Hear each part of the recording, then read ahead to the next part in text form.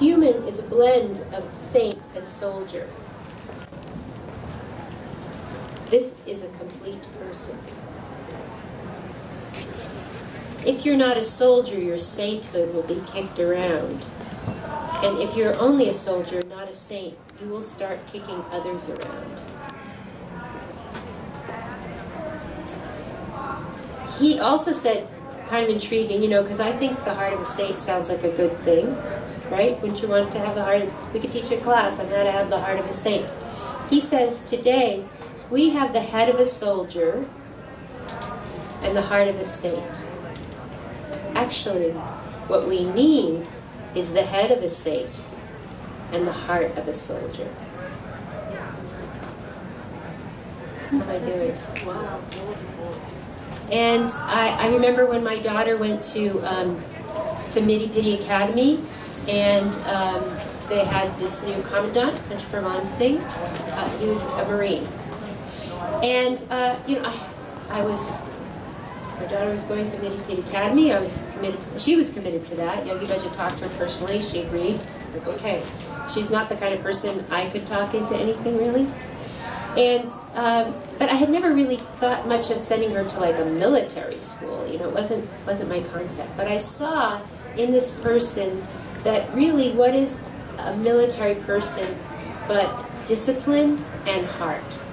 Discipline, courage, and heart. And I knew that that's what I wanted for her, and that that's what she was going to get there.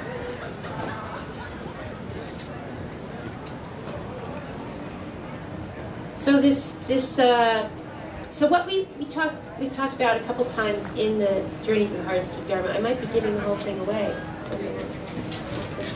I won't have anything to say. I won't have anything to say on the next presentation. But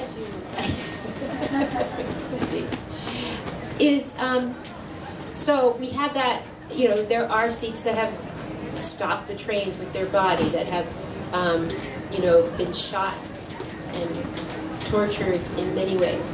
But and that opportunity may come to us. But then there's the smaller opportunities that come to us day by day. And I think this idea of not kicking other people around, we've talked about this aspect of microaggression. Have you heard of that expression? I'll give you a definition. This is a dictionary definition: a subtle but offensive comment or action directed at a minority or other non-dominant group that is often unintentional or unconsciously reinforces a stereotype. You got that? And then another one, I'm not sure if I picked this up on the internet or if it actually came from my notes from our class. This is a little bit edited for language. People who are passive-aggressive attack you with microaggression. Just those little acts of nonsense to grind your gears. It's so small you'd look stupid saying something, even though they're poking at your validity. Have you had that experience? Like, somebody just really dissed me. I feel it. It's like, oh, but there's no there, right? It's totally deniable. So how do you respond to that? Or I'm in the presence of somebody who says something offensive about some other group or minority. And I'm like, now what do I do? Have you had that experience? It happens, and like 2 hours later, I think there's something to say? Yeah. So that's what, if we get a chance to talk some more, or talk together, maybe after the presentations, to think about, have you experienced anything like that as a personal attack? Or have you heard somebody else say them? Have you felt that challenge of being able to stand up? And, or maybe, again, unconsciously, made one of those microaggressions on somebody because of the people that we sort of don't see or don't consider. Because if you're only a soldier, not a saint, you'll start kicking others around. And if you're not a soldier, your sainthood will be kicked around. Yeah. And we do pick up from the culture. We pick up all sorts of messages about minorities and different religions and all that, even though we don't, we don't consciously own those things, but we do pick those things up. And so for me, just being very aware of those subconscious or unconscious stories that are deeply ingrained in me and working on those things to, as part of my spiritual path. To have the heart of a warrior. Thank you.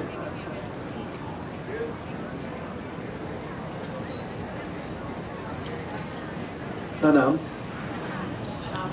I've got a spiritual warrior story to tell you first, because I'm inspired by Avtar. So,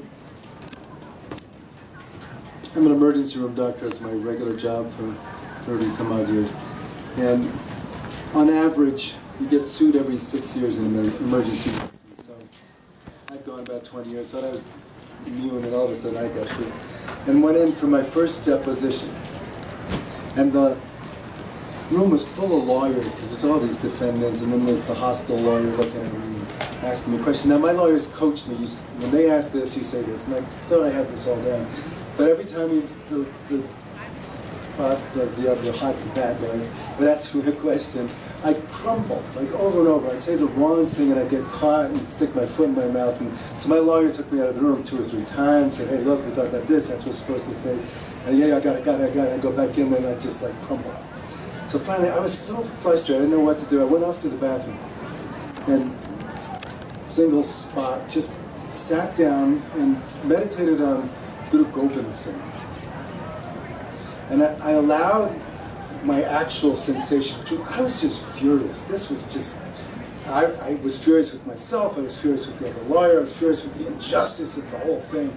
And as I'm just sitting there feeling, instead of acting socially correct and trying to be just a good, person, what I was really experiencing was fury, but I didn't know what to do with it. I was just all wound up inside of my gut. So as I'm sitting there experiencing this fury, I'm chanting a mantra, I don't remember which one, and all of a sudden I get this vision of Guru Gobind Singh. He pops in, and he's like dancing around with swords, and he's like doing all this great stuff, and I'm just like, in my own mind at least. And so I go back in, I feel kind of cleared out, it's like the duck that gets in a fight and shakes off its feathers, right? So I go back in, I sit down, and the lawyer starts up again. He asks me a question. These things go on for hours, but they're really difficult. So the lawyer asked me a question. He says, whatever he asked. And I looked him in the eye and said, the answer remains the same as the last 3 times you asked the same question. The answer remains no. And I just looked him in the eye, and the whole thing shifted. What I'm doing in my mind is I've got the image of Guru Gobind Singh, and I'm like chopping it into little pieces because I still had that fury. But as I settled down, I could get used to it, and just the energy of the spiritual warrior was there. So it's not about fighting and killing these days. It's about a lot of the warfare that goes on in society now happens in law, in court, in governmental situations, in corporate, international situations or corporate law in one country. So how do you handle that kind of controversy with the fire, without losing the heart? Because that's what Guru Gobind Singh was all about. I'm sure you'll hear more about that from Avtar, but I was just inspired to share that with you.